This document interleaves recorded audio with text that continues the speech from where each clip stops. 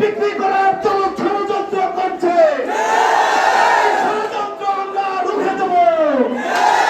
ইন্ডিয়ার ষড়যন্ত্র আমরা বাস্তবায়ন হতে দেব না। তাদের পেটে লাথি মারবে সেটা আমরা হতে দেব না। এই সরকারের কাছে আমাদের দাবি থাকবে, সারা বাংলাদেশে 50 লক্ষ ইট ভাটা শ্রমিক আছে। এই কালো আইনের মাধ্যমে এই 50,000 ইট ভাটা বন্ধ করে দেওয়া হয়, সারা বাংলাদেশে 2.5 কোটি পরিবার ধ্বংস হয়ে যাবে। আমরা চাই না, আমরা প্রশাসনের সঙ্গে এই নিয়ে দুটি উচ্চবাদ্য করতে চাই না। প্রশাসনের সঙ্গে আমাদের দাবি থাকবে, আমাদের পুনর্বাসন করে অথবা আমাদের বিকল্প ব্যবস্থা তৈরি করে দিয়ে তারপরে এই ভাটা বন্ধ করা হোক। শ্রমিক ভাইদের বিকল্প কাজ তৈরি করে দিয়ে এই ভাটা বন্ধ করা হোক। মালিক পক্ষ প্রতি বছর এই সরকারকে 5 লক্ষ টাকা ভ্যাট দেয়, 60 থেকে 70,000 টাকা ইনকাম ট্যাক্স দেয়। সেই সঙ্গে বিভিন্ন প্রতিষ্ঠানের আমরা কম করেও 10টি লাইসেন্স হোল্ডার, আমরা 10টি লাইসেন্স করে থাকি। ফায়ার লাইসেন্স, শ্রম আইন, কলকারখানা আইন, পিএসটিআই সকল কিছু মেইনটেইন করে আমরা আমাদের ভাটা পরিচালনা করে থাকি। 2013 সালের যে রায় দিয়েছে, এই রায়টি ছিল শেখ হাসিনার কুচক্রী মহলের রায়। আমরা মানি না।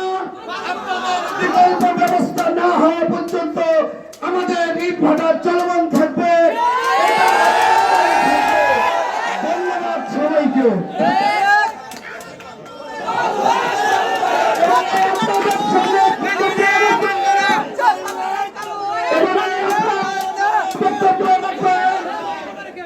ইট ভাটা মালিক শ্রমিক সমিতির নব্য গঠিত কমিটির সভাপতি জনাব মোহাম্মদ আব্দুল হাকিম খান। এবার আমাদের মাঝে আমি আমাদের উপদেষ্টা সাহেব, প্রধান উপদেষ্টা সাহেব আল্লাহ জহুরুল ইসলাম সাহেব, তিনি আপনাদের মাঝে মূল্যবান কিছু কথা রাখবেন। বিসমিল্লাহির রহমানির রহিম। শ্রমিক ভাইরা, শ্রমিক ছাড়া দেশ বাঁচতে পারে না। দেশের শক্তি, ব্যবসা হচ্ছে দেশের তালিকা শক্তি। দেশ বাঁচবে না কোনোদিন। এই 2013 সালে সরাসরি শেখ হাসিনার কালো আইন এই দেশটাকে পঙ্গু করার জন্য ভারতের নির্লজ্জায় এই সমস্ত ভাটা বন্ধ করে দেওয়ার এই আইন করে। আমরা এই ভাটায় প্রায় 10 লক্ষ টাকা ট্যাক্স দেই, ভ্যাট দেই, ইনকাম ট্যাক্স দেই, শ্রমিকের ট্যাক্স, তারপরে ফায়ার লাইসেন্স, ইউনিয়ন ট্যাক্স, কত ট্যাক্স দিয়ে আমরা ভাটা চালাই। মুসলিমও কিছু মুসলিমের কিছু আওয়ামী হাজিরা তেসরা কিছু লাইসেন্স পাইছে তাদের ইয়ে দ্বারা তাদের প্রভাবরা কিছু মুসলিমও 5%। আর আমরা আজ জলে জলে মরতেছি, আর আমরা মরে গেলে শ্রমিক মরে যাবে, দেশ ফসল হয়ে যাবে। আজ যদি বাংলাদেশে ইট ভাটা বন্ধ হয়ে যায় তাহলে মিয়ার 5 কোটি লোক অনাহারে মরায় থাকবে, দুর্ভিক্ষের আলমভাবে সৃষ্টি হবে, দুর্ভিক্ষের আলমে সৃষ্টি হবে। এটা কেউ রেহাই করতে পারবে না, এই দুর্ভিক্ষ থেকে কেউ রেহাই করতে পারবে না। দেশে এমনি অচল অবস্থা, দেশের সার্বিক পরিস্থিতি খুবই খারাপ, নাজুক, মানুষ কাজ পাচ্ছে না, মানুষ হাহাকার, চারিদিকে দুর্ভিক্ষের আলামত, চারিদিকে ছিনতাই ডাকাতি হচ্ছে। তাই শ্রমিক ভাইরা আজ আমাদের প্রশাসনের কাছে আজ আমাদের দাবি যে আমাদের এই সমস্ত দাবি পূরণ করে আমাদেরকে এই ভাটার বিকল্প কি করা যায়। আর এই মুহূর্তে ভাটা ভেঙে দিলে শ্রমিকরা মরে যাবে, ইট ভাটার মালিকরা মাটির সাথে মিশে যাবে মাটির সঙ্গে। তাই বিকল্প রাস্তা সরকার, নাহলে সরকার আমাদেরকে পুনরায় লাইসেন্স দিয়ে ইট ভাটা চালু রাখার ব্যবস্থা করুক। এই প্রত্যাশা থেকে আমি আমার বক্তব্য শেষ করছি। খোদা হাফেজ। বাংলাদেশ জিন্দাবাদ। সবাইকে ধন্যবাদ। আগে জিন্দাবাদ করতে তা মানুষ আমাকে অবজেকশন দেব। এবারে আপনাদের সামনে বক্তব্য রাখবেন ইটভাটা মালিক আলহাজ মোহাম্মদ হাসান আলী।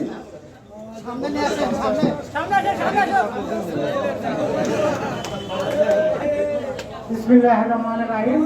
শ্রমিক ভাইরা, আপনাদের জন্য আপ্রাণ চেষ্টা করতেছে মালিকরা, তার কারণে মালিকরা কিছু চক্র মহল 13 সালের আইন, অবৈধ আইন প্রয়োগ করে এই ভাটা ভাঙা জরিমানা সরকারকে আমরা এত ট্যাক্স দিই, ভ্যাট দিই, এত শ্রমিক দিয়ে কাজ কাম করি, এখানে কোনো কাজ কথা হচ্ছে না।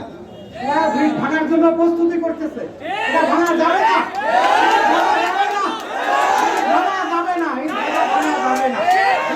ব্যবস্থা দেশে না হওয়া পর্যন্ত ইট ভাটা বন্ধ করা যাবে না। আমার বক্তব্য শেষ করছি। খোদা হাফেজ।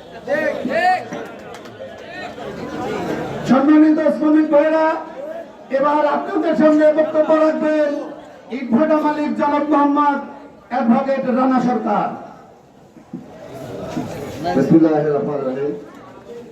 আজকে মালিক শ্রমিক ঐক্য পরিষদের পক্ষ থেকে ফরিদপুর উপজেলা ইটভাটা মালিক শ্রমিক বিন্দু এবং আমার সামনে উপস্থিত লেবার শ্রমিক বিন্দু সকলকে জানাই আমার সালাম, আসসালামু আলাইকুম।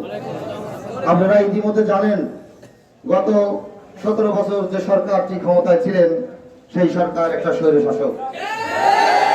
সেই সরকারের 2009 সাল থেকে ক্ষমতায় ছিলেন এবং উনি 2013 সালে এই আমার বাংলাদেশের ইট ভাটার শ্রমিক, মালিক, লেবার এবং বাংলাদেশের দেশীয় শিল্পগুলো ধ্বংস করে ইন্ডিয়ার দাদাদের নির্দেশে বাংলাদেশের মানুষকে হতদরিদ্র করার জন্য যে একটি সরকার ব্যবস্থা উনি পরিচালনা করেছেন।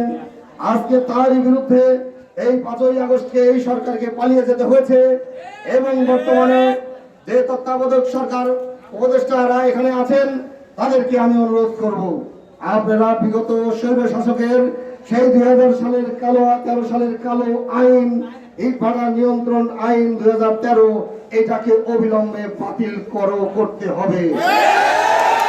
আমি সুপ্রিম কোর্টের আইনজীবী ভাইদের বলতে চাই, আপনারা বাংলাদেশকে যেভাবে সমৃদ্ধশালী করা যায়, বাংলাদেশকে দেশীয় শিল্প কারখানাগুলোকে শক্তিশালী করে এদেশের অর্থনীতির মেরুদণ্ডকে শক্তিশালী করার জন্য যা যা পরিকল্পনা আছে আপনারা এই ধরনের পরিকল্পনা গ্রহণ করুন। আপনারা নতুন নতুন উপদেষ্টা তাদেরকে সাজেশন দিন, তাদেরকে অনুরোধ করুন, তাদেরকে জানান আমার বাংলাদেশের মানুষ না বাঁচলে বাংলাদেশ বাঁচবে না, বাংলাদেশের লেবার না বাঁচলে বাংলাদেশ বাঁচবে না। যদি বাংলাদেশ না বাঁচে, যদি লেবার শ্রমিক না বাঁচে, তাহলে আমাদের এই বাংলাদেশের আর থাকার দরকার নাই, আমাদের আর প্রয়োজন নাই।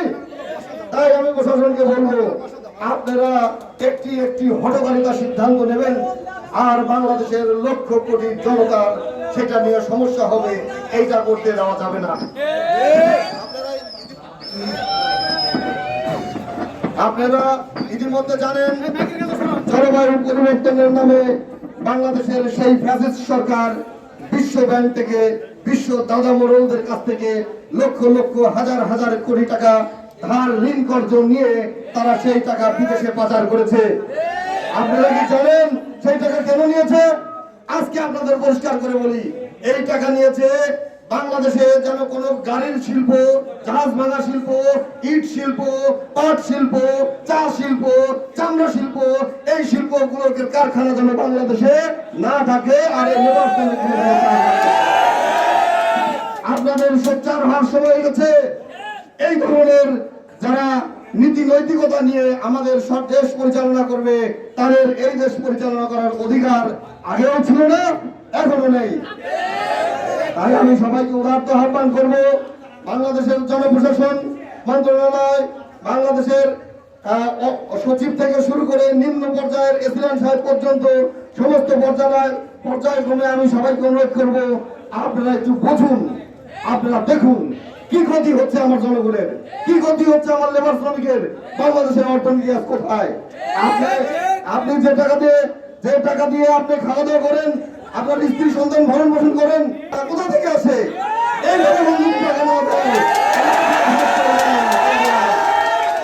আমি বেশি কিছু বলতে চাই না।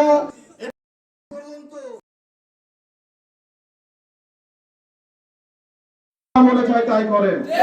আমাদের শ্রমিক বাঁচলে দেশ বাঁচবে, শ্রমিক না বাঁচলে দেশ বাঁচবে না। শ্রমিক বাঁচিয়ে সবকিছু করতে হবে, এই বলে আমি আমার কথা শেষ করতে চলছে। এটি একটি নীল নকশা। এই নীল নকশায় আমরা আহত হতে চাই না। তাই আমরা চাই, আমরা আগামী দিনে কর্ম করে দেশকে উন্নয়নের দিকে নিয়ে যেতে চাই।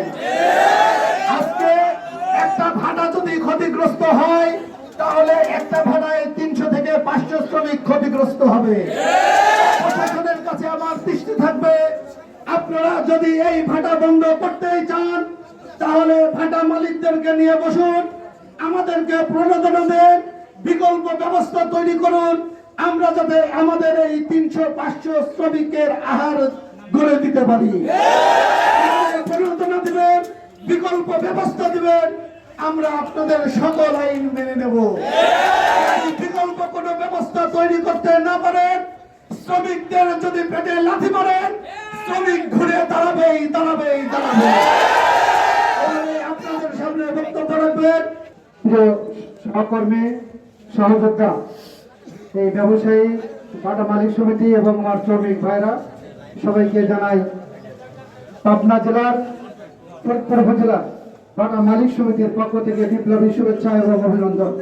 প্রিয় ভাইরা আমার, ইতিমধ্যে আমাদের মাঝে উপস্থিত রয়েছেন আমাদের এই ভাটার পুরাতন ব্যবসায়ী এবং সুনামধন্য ফরিদপুরের ব্যবসায়ী আলহাজ জহুরুল ইসলাম সাহেব, উপস্থিত আমাদের আরেকজন বিশিষ্ট ব্যবসায়ী ভাটার মালিক আমাদের ইনামুল হক ইনামুল ভাই সাহেব সহ আমাদের ভাটার রানা সরকার, আর এক ভাটার মালিক আমাদের হাসান সাহেব, সরোয়ার সাহেব, জুলেন সাহেব, আমাদের রবিউল কাইম, হাবুল সরকার সহ আমাদের রহমান সাহেব, সরোয়ার সাহেব সহ আমাদের সকল ভাটার মালিক বিন্দু এখানে উপস্থিত রয়েছেন।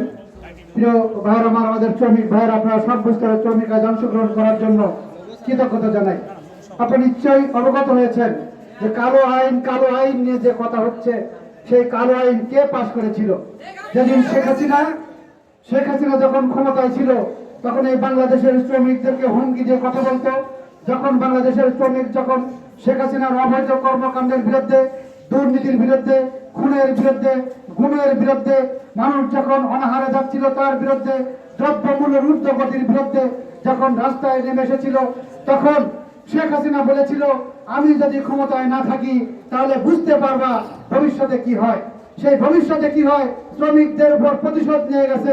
2013 সালে কালো আইন পাশ করেছিল, যেখানে লক্ষ লক্ষ শ্রমের কাজ করে সেই ভাটাতে এমন আইন পাশ করেছিল যে পরবর্তীতে ভবিষ্যতে যেন এই আইনের মধ্য দিয়ে সারা বাংলাদেশের ভাটা যেন নিশ্চিত করে দেওয়া হয়, ভেঙে দেওয়া হয়, বিলুপ্ত করে দেওয়া হয়, এবং ইন্ডিয়া থেকে যেন ইট নিয়ে এসে বাংলাদেশের মানুষ কাজ করে, সেই ব্যবস্থা 13 সালে শেখ হাসিনা করেছিল। সেই দৃশ্য আজ সেই শেখ হাসিনা পালিয়ে গেছে, সেই আইন আজ আমাদের ঘাড়ে চেপে বসেছে। আমি বাংলাদেশের অন্তর্বর্তীকালীন সরকারের প্রধান উপদেষ্টা জনাব ডক্টর ইউনূস সাহেব সহ উপদেষ্টা পরিষদের সকল সদস্য এবং প্রশাসনকে আমি বলতে চাই, যদি কালে আপনার সার্বক্ষণিক সময় বলে যাচ্ছেন যে এই শেখ হাসিনার কোনো কালো আইন বাংলাদেশে টিকবে না, বাংলাদেশের কোনো আইন দিয়ে শেখ হাসিনার দেওয়া আইন দিয়ে বাংলাদেশ পরিচালিত হবে না, কিন্তু তাই যদি কালে আপনাদের প্রয়োজনে বাংলাদেশের সকল স্তরে শেখ হাসিনার করা আইন আপনারা বাতিল করছেন, কিন্তু শ্রমিকদের উপর যে আইন চাপিয়ে দিয়েছে শেখ হাসিনা, সেই আইন আপনাদের কেন নজরে আসছে না? সেই আইন আপনারা কেন বাতিল করছেন? যদি কালে আপনাদের প্রয়োজনে যদি কালে শেখ হাসিনার আইন আপনারা অন্য আইন বাতিল করে দেশ পরিচালনা করার কাজে আপনারা লিপ্ত থাকেন, তাহলে এই লক্ষ লক্ষ শ্রমিকের দিকে তাকিয়ে হাজার হাজার ভাটার মালিক ব্যবসায়ীরা যারা ব্যাংক থেকে লোন নিয়ে কোটি কোটি টাকা ঋণগ্রস্ত হয়ে যারা এই ভাটা পরিচালনা করছে, সেই দিকে লক্ষ্য রেখে 13 সালের আইন বাতিল করে এই লক্ষ লক্ষ শ্রমিকের রেজিকের ব্যবস্থা আপনারা করবেন এবং শেখ হাসিনার কালো আইন বাতিল করবেন, এই প্রত্যাশা আপনাদের কাছে রইল। আমাদের উপজেলা ইউনো মহোদয় এবং এসিলেন মহোদয় দুইজনই পাবনাতে ট্রেনিং এ রয়েছেন, ওনারা বিকালে আমাদের সঙ্গে বসবেন, আমাদের স্মারকলিপি বিকালে ওনারা গ্রহণ করবেন, তাদের সাথে কথা হয়েছে। আমরা আবারও এই হাইকোর্টের যে রায় অতীতে হয়েছিল, সেই হাইকোর্টের রায়ের আমরা বাতিল দাবি জানাচ্ছি। আমরা হাইকোর্টের রায় বাতিল করে পুনরায় এমন একটি রায় দেওয়া হোক, যে রায়ের মধ্য দিয়ে আমাদের মধ্যে এমন কিছু নিয়ম দেওয়া হোক, যে নিয়মের মধ্য দিয়ে আমরা ভাটা পরিচালনা করতে চাই এবং লক্ষ লক্ষ শ্রমিকের রেজেকের ব্যবস্থা যে শিল্প কারখানায় থেকে হয়, সেই কারখানা সচল রাখার আমরা দাবি জানাচ্ছি। ইতিমধ্যে আপনারা জানেন যে বিভিন্ন ভাটাতে অনেক টাকা জরিমানা হয়েছে, কিছু কিছু ভাটা ভাঙা হয়েছে। আমরা সরকারকে বলতে চাই, আপনি আগে সেই 2 লক্ষ টাকা থেকে 1 লাখ থেকে শুরু করে আজ 5 লক্ষ টাকা প্রতি বছর ভ্যাট নেওয়া হচ্ছে। একটা ভাটার ভ্যাট দেওয়া হয়েছে 5 লক্ষ টাকা, একটা ভাটার ট্যাক্স দেওয়া হয়েছে 60,000 টাকা। তাহলে পরে আপনি ভাটায় যদি করে ভাঙবেন, তাহলে আমাদের কাছ থেকে ভ্যাট নিলেন কেন? ভাটায় যদি করে ভাঙবেন, আমাদের কাছ থেকে ট্যাক্স নিলেন কেন? এমনও ভাটা আছে ট্যাক্স দেয় নাই, পাবনা জেলাতে 3-4টে ভাটা আছে, তাদেরকে প্রায় 30 লক্ষ 40 লক্ষ টাকা জরিমানা করা হয়েছে এই ট্যাক্স না দেওয়ার কারণে। তাহলে সরকারের যা নেওয়ার দরকার, আইন অনুসারে ভ্যাট নেওয়ার দরকার, আমাদের কাছে সম্পূর্ণ টাকা বুঝে নেওয়া হচ্ছে। ট্যাক্স নেওয়া দরকার, আমাদের কাছে সম্পূর্ণ টাকা ট্যাক্স নেওয়া হচ্ছে। তাহলে আপনি সরকারি টাকা ঠিকই নিচ্ছেন, আবার সরকার উপজেলা ইউনোকে এসিল্যান্ডকে থানার ওসিকে পাঠিয়ে দিচ্ছেন সেই ভাটা ভাঙার জন্য। এটা কি চরম বৈষম্য না? এই বৈষম্যের বিরুদ্ধেই কিন্তু আন্দোলন হয়েছিল বাংলাদেশে। এমন কোনো কাজ করবেন না। ওই বৈষম্য আন্দোলনে আমি নেতৃত্ব দিয়েছি, ঢাকার রাজপথে, ঢাকার মিরপুরে এই বৈষম্য বিরোধী আন্দোলন করেছি। আবার যেন আমাদের এই শ্রমিকদেরকে নিয়ে এই বৈষম্য বিরোধী আন্দোলনে নামতে না হয়, দয়া করে সেই কাজ আমাদের। এই দেশে বাংলাদেশের শ্রমিক 9 মাসে দেশ স্বাধীন করেছিল 1971 সালে।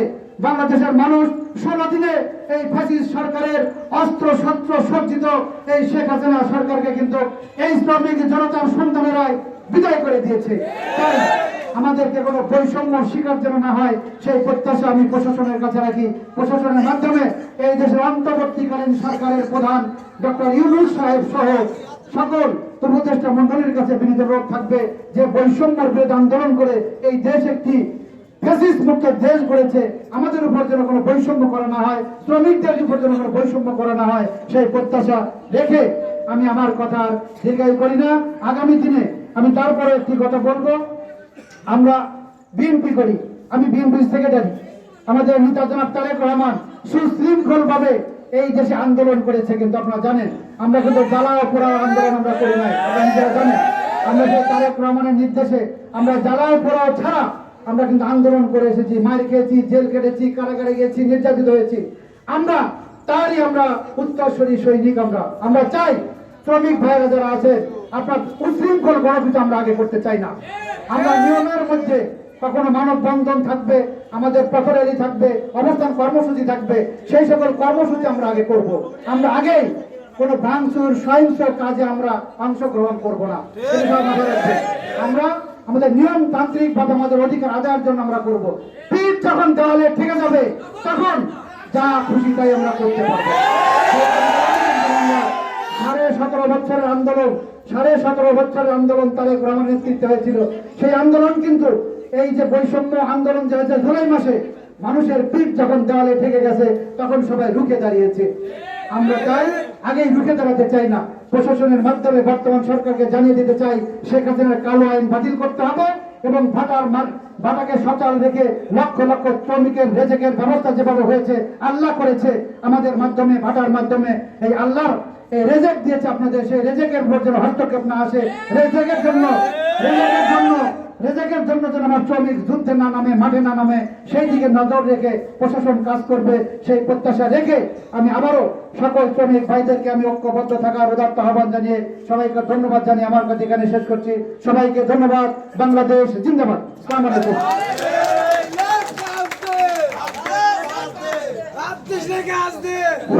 সম্মানিত শ্রমিক ভাইরা, আজকের